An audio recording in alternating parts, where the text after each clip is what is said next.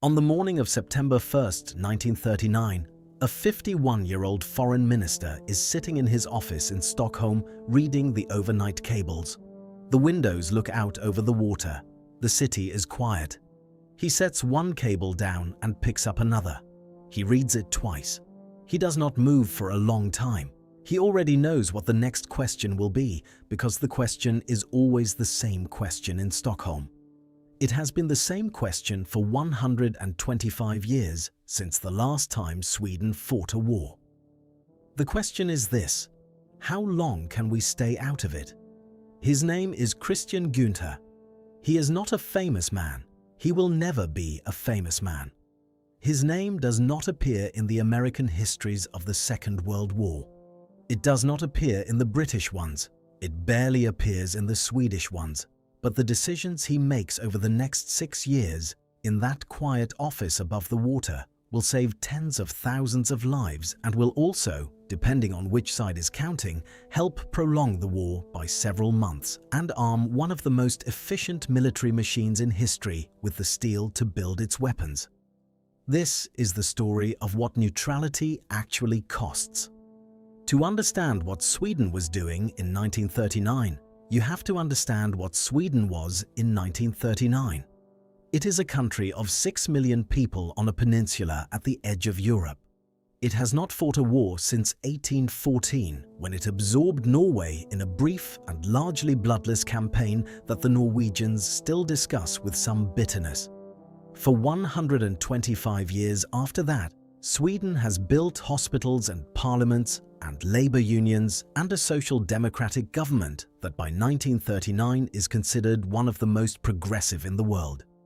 It has also built one of the most important iron ore deposits in the world at a place called Kiruna in the far north above the Arctic Circle, where the ore is so pure that the steel mills of the Ruhr Valley in Germany have been dependent on it for decades.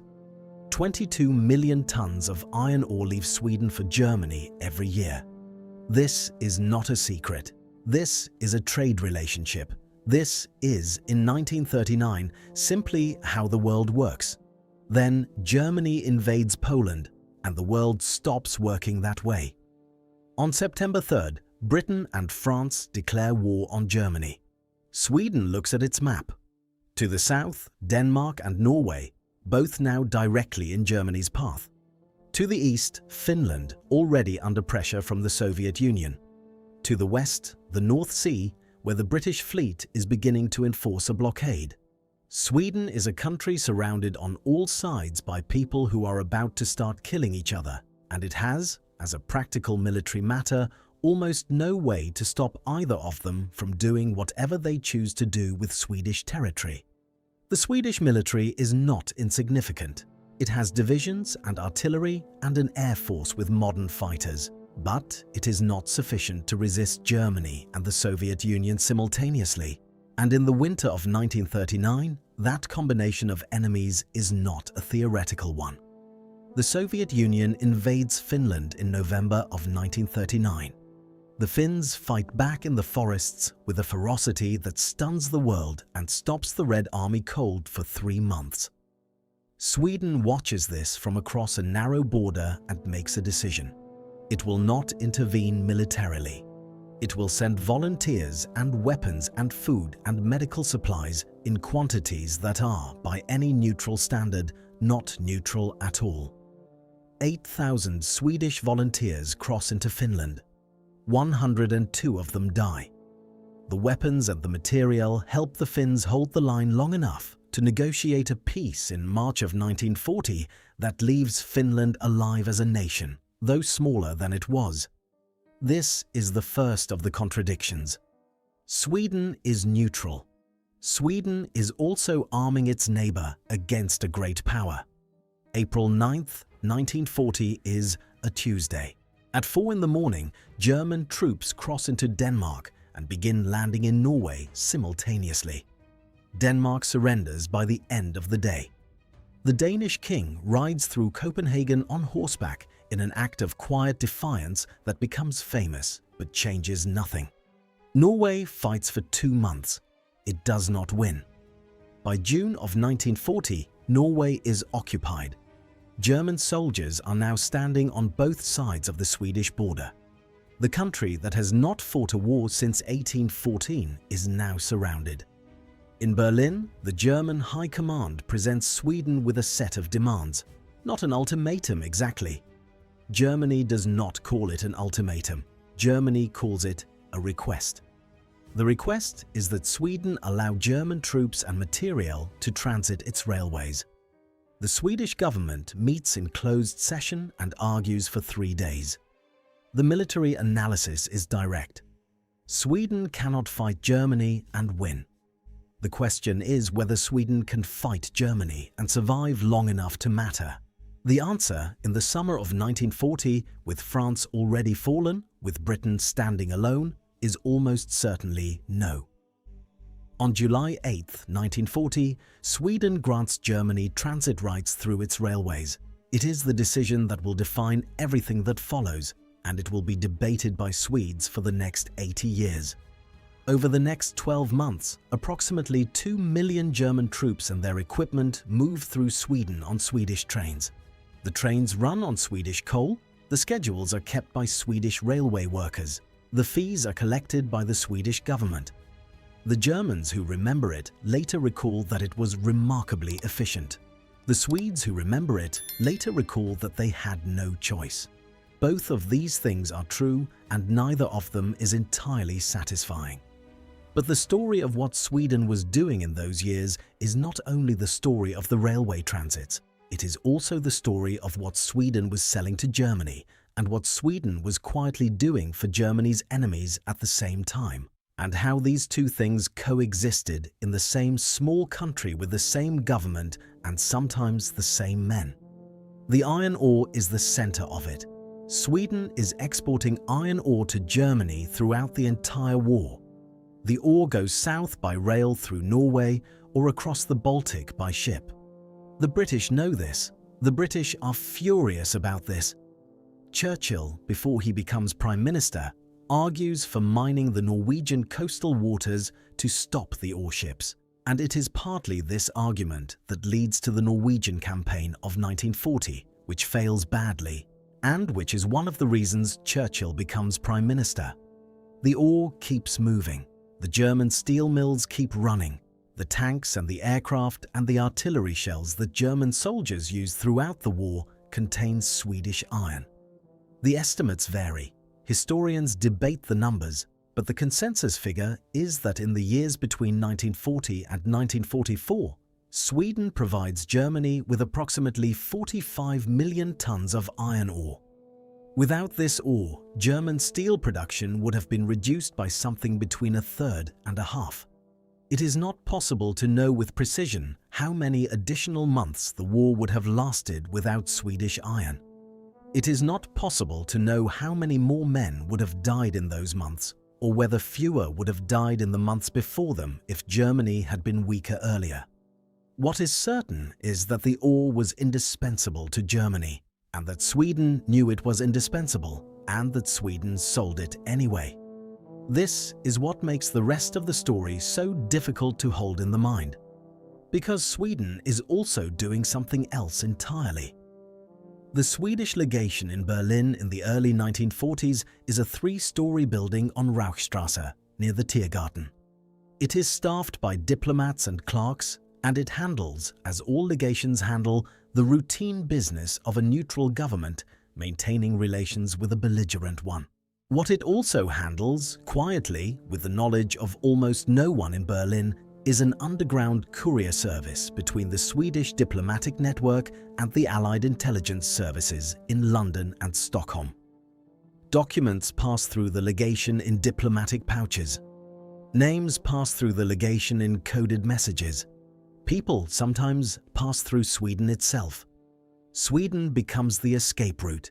It becomes the only neutral country in Northern Europe that shares a land border with occupied territory, and from the fall of 1940 onward, that border becomes a passage. Norwegian resistance fighters cross it going south after actions against the German occupation, then cross it again going north after being trained and re-equipped in Sweden.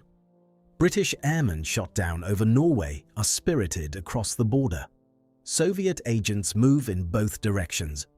Jewish families from Norway and Denmark and, in smaller numbers, from Germany itself, make their way to Sweden with the help of networks that operate with the quiet awareness and sometimes the quiet assistance of the Swedish police and the Swedish government. The Danish rescue is the most famous. On the night of October 1st, 1943, the German authorities in occupied Denmark begin rounding up the Danish Jewish population for deportation. The roundup has been anticipated. Word spreads through the Danish resistance and the Danish civilian population with a speed that still astonishes historians. Danes hide their Jewish neighbors in homes and churches and hospitals. Fishermen are recruited by the hundreds to ferry people across the narrow strait between the Danish island of Zealand and the Swedish coast. The crossing is roughly 15 miles. The boats go back and forth through the night and for several nights after. When it is over, approximately 7,000 Jews have been brought to Sweden. They are received by the Swedish government and given asylum. The Swedish government knows that absorbing 7,000 Jewish refugees in the middle of a war will anger Germany. It absorbs them anyway. The Swedish government issues a formal protest to Berlin. The protest is ignored. Sweden does not press the matter further. Germany does not break off relations. The refugees stay. This is the second of the contradictions. Sweden is selling iron ore to the country whose soldiers would have killed these people. Sweden is also saving these people. Both things are happening at the same time. Raoul Wallenberg is 31 years old in the summer of 1944. He is the scion of one of Sweden's most prominent banking families. He has trained as an architect. He has worked in trade. He has never done anything that anyone would call heroic. In June of 1944, the Swedish government appoints him to the Swedish legation in Budapest, Hungary, with the specific and extraordinary mandate of helping to protect the Hungarian Jewish population from deportation to Auschwitz. By the summer of 1944, 437,000 Hungarian Jews have already been deported to Auschwitz and killed. The Jewish population of Budapest, approximately 250,000 people, is still alive. Adolf Eichmann, who organized the deportations from Hungary with a bureaucratic efficiency that investigators will later spend decades trying to comprehend, is still in Budapest. The deportations have been temporarily suspended under pressure from Sweden and other neutrals and from Regent Miklos Horthy, who is beginning to understand what German defeat will mean for people who collaborated in mass murder. The suspension is temporary. Wallenberg arrives in Budapest in July 1944. He begins issuing Swedish protective passports, Schutzpässe, to Hungarian Jews. The passports declare the holder to be under the protection of the Swedish crown pending emigration to Sweden. They are not, technically, legally binding documents in German or Hungarian law. They are papers. They work anyway, partly because the Germans and the Hungarians are not entirely certain they do not work, and partly because by the autumn of 1944, German officials are beginning to calculate what their own futures will look like after the war ends, which they can now see approaching. Wallenberg issues thousands of the documents. His staff issues thousands more. He bribes officials. He establishes Swedish safe houses in Budapest, extraterritorial buildings marked with Swedish flags, and fills them with Jews who have the documents or who are simply brought inside before the doors close. By January 1945, he has established 32 safe houses sheltering nearly 10,000 people. He does other things. On October 15, 1944, the Arrow Cross, the Hungarian fascist party, seizes power in Budapest with German backing. The deportations resume. In December of 1944 and January of 1945, the Arrow Cross begins death marches, forcing Jewish men and women from the Budapest ghetto toward Austria on foot in winter temperatures that kill people who cannot keep pace. Wallenberg follows the marches in his car. He drives to the front of the columns. He stands in the road and demands loudly on the authority of the Swedish crown. that individuals he identifies as holding Swedish papers be released from the column and returned to Budapest. He releases people this way, tens of people at a time, from columns that are walking toward death.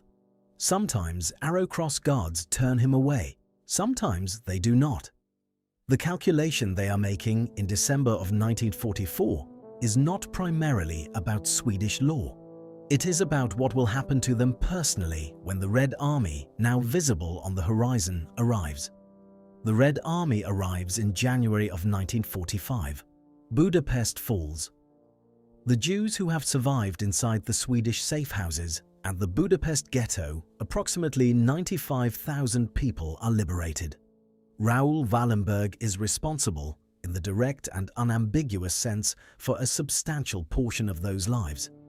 The estimates of how many people he personally saved run between 10,000 and 100,000, depending on how the accounting is done and how broadly rescue is defined.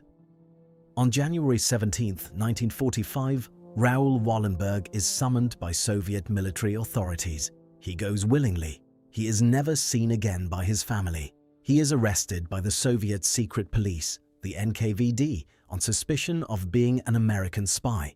He is taken to Moscow. He disappears into the Soviet prison system.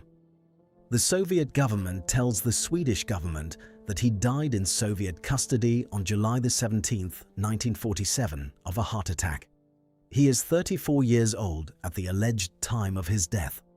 The Soviet government does not explain the circumstances further. Swedish investigators spent the next 50 years collecting testimony from survivors of the Soviet prison system who report encountering Wallenberg alive years after his alleged death. None of these reports can be definitively confirmed. None can be definitively refuted. The man who saved tens of thousands of people dies in a prison whose location the Soviets will not disclose, at a time the Soviets will not verify, from a cause that the Soviets will not explain, and the Swedish government, which needs the Soviet government's goodwill in the post-war world, does not press the matter with sufficient force to get an answer. This is what the war does to the men who win it. The Norwegian operation runs differently. The Norwegian government goes into exile in London in June of 1940.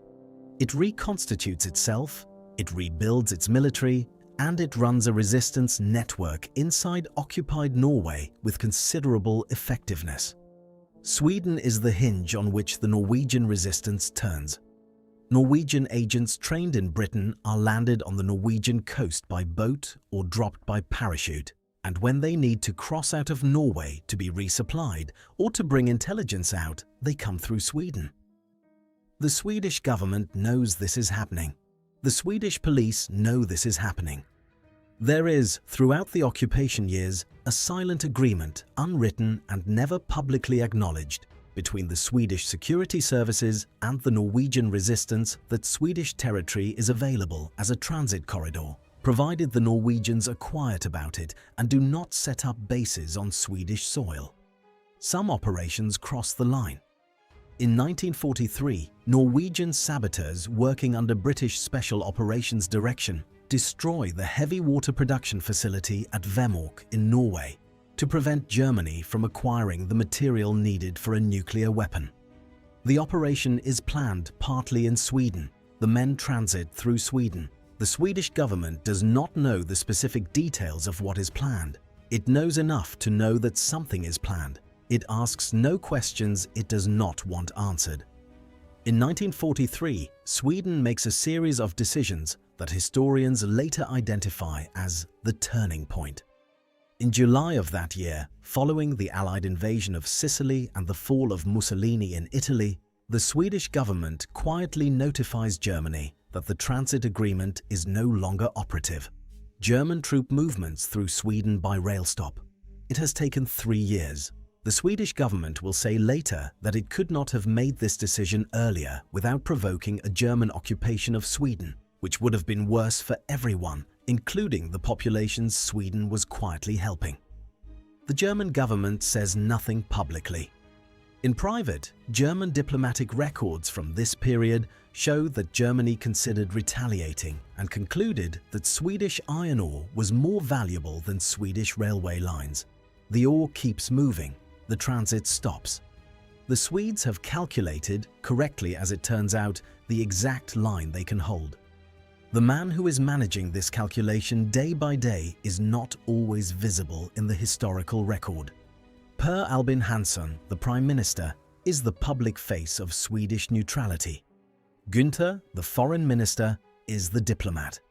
But the man who knows where all the wires run is a detective named Martin Lundqvist, except that he is not a detective, he is the head of the Swedish State Police Security Service, and what he is running throughout the war years is an operation of deliberate selective blindness that may be the most precisely calibrated act of institutional ambiguity in 20th century European history.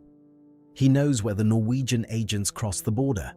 He knows where the Allied couriers are moving. He knows where the Jewish families are being received. He allows it. He does not write it down.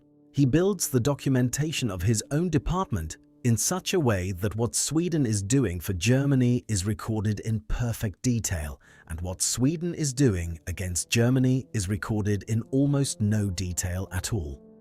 This is not cowardice. This is architecture. He is building a structure that can survive any outcome. If Germany wins the war, the Swedish record shows a cooperative, neutral trading partner. If the Allies win the war, the Swedish record also contains the paper trails of the rescue networks and the resistance corridors, available to be found by the right historians at the right moment.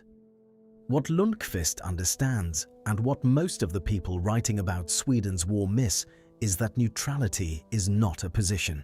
It is a performance, and the audience changes depending on who is winning. By the autumn of 1944, the performance is nearly over. The Red Army is in Poland and Romania. The Americans and British are across France. Finland signs an armistice with the Soviet Union in September 1944 and turns its German allies out of Finnish territory. Norway will be liberated in May 1945. Denmark will be liberated in May 1945.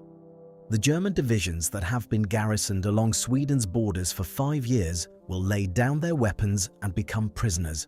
Sweden is, at the end of the war, a country that has lost no soldiers in combat, suffered no bombing, sustained no occupation, and has an economy that is, compared to every country around it, essentially intact. This is what neutrality produces in material terms. The Swedish standard of living at the end of the war is higher than it was at the beginning. The moral accounting is more complicated. Sweden sold iron ore to Germany throughout the war. It is not possible to know exactly what the ore built. It is possible to know that without it, the German war machine would have run slower and shorter. It is possible to know that the men killed by German weapons in the years 1940 through 1945 were killed partly by steel that came from Kiruna. Sweden also saved tens of thousands of lives. The Danish Jews, the Norwegian resistance fighters, the Allied airmen, the refugees from a dozen countries who found their way to a neutral border and were received rather than turned away. The number of people who are alive in the post-war world because of decisions made in Stockholm cannot be precisely calculated, but it is not small. These two facts exist together. They cannot be separated. The same government that approved the iron ore exports approved the refugee reception. The same railway system that carried German soldiers to Norway carried Jewish families out of Denmark.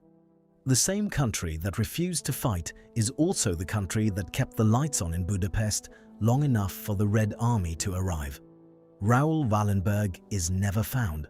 The Swedish government does not press the Soviets hard enough, and then it is too late to press at all.